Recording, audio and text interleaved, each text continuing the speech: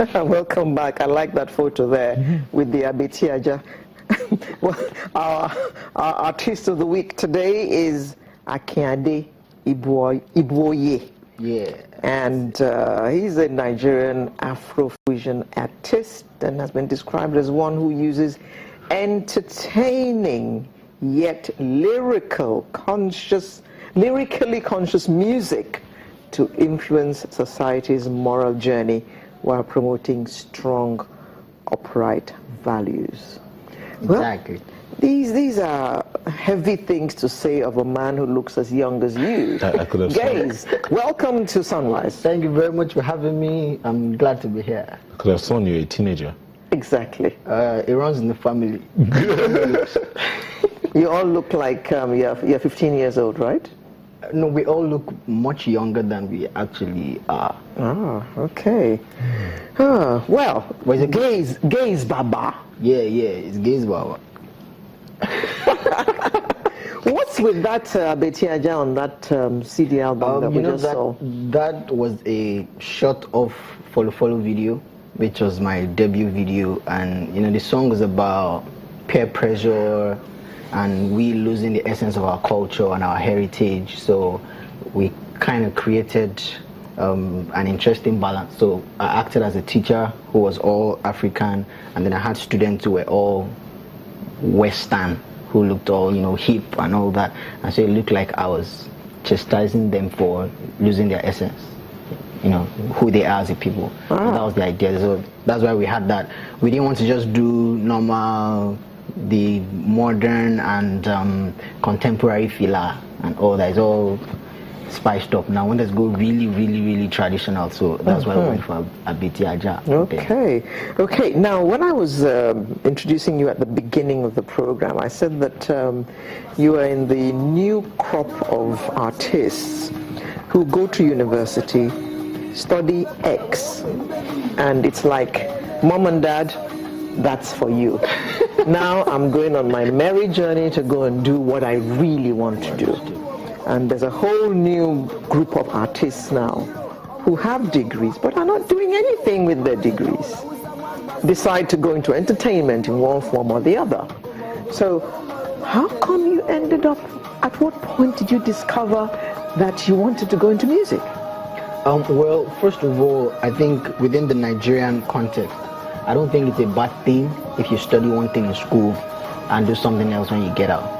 Because I think higher education, which is university education, does more than specific course or specific discipline. I think higher education makes you better at anything.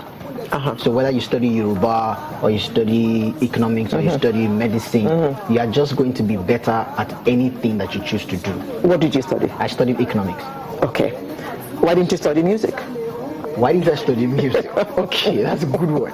Because as at the time that I was going into university, I was not certain that this was what I was going to do. I was 17, 18.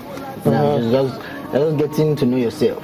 Mom's influence, dad's influence. It was more of the subjects you did in secondary school. What course can you do with it? Okay. It was more of that kind of a decision, more than what I want to do with my life.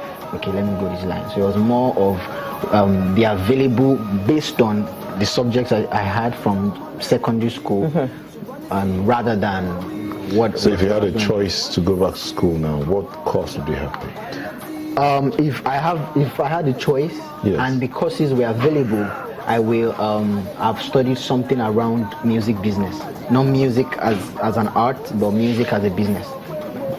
Because I've done a course now, an online course on basics on music business from Berkeley College of Music, but so I would have possibly gone that line, because for me, with my experience, I figure learning the business of music is actually more important. Economics is not enough.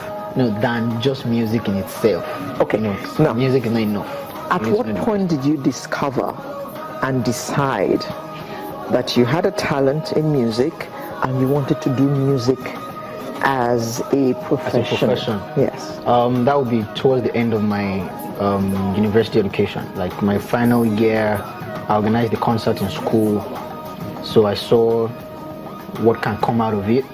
And then also, when I was serving, What can come out of it, such as I saw a career in it. I saw the possibility of a career in it. And then, but it was difficult at first because music is expensive, it's capital intensive. And so I knew I did not have the resources to pursue it. So by the time I was serving and, you know, having the options to go into corporate Nigeria to work, you know, the KPMGs, the PwCs, the usual corporate bodies and organizations. And you actually worked with your economics before you went into music? No, I had the opportunity to. Oh, okay. So I actually had a choice to make. Okay. I could have gone into consulting, the consulting arm of the corporate world, or then I had an offer for a music deal, a record deal. I took the record. At what point, what led you to discover yourself? Well, I started writing in 2004, but I'd been singing before then. And I knew it was a huge passion for me. I really wanted to make music, and I believed that music for me was more than a hobby. It was going to be a tool for something greater, you know, for the society, the polity and all of that, which I've grown much more into now. Now I'm making a lot of conscious music, and I want to make music with a message. Music with a message, and music that speaks to what is happening in my environment, what is happening in my country, and eventually continent. You know, so that's. So, are you all about music, or are there other things? Right now, I'm all about music, man. Nothing else. Full time. I've been full time since I finished serving. I haven't done anything else as a career since I left school. Is there music in your family? Yeah, my grandmother used to compose. My mom sings well. My dad harmonizes. So okay, I'm the first to go professional with it, and it was quite a tussle, but I succeeded. Okay, well, you said you want to do songs that would speak about the happenings around you. Yes. But you're described as an Afro-fusion artist. Yes. Why did you choose Afro? Afrofusion is my style, is my genre, is the style. That's what I'm saying. Why did you choose that? Because, well, I want to use I speak 2 languages and 1 sub-language. The sub-language is Pidgin. 2 languages will be English and Yoruba.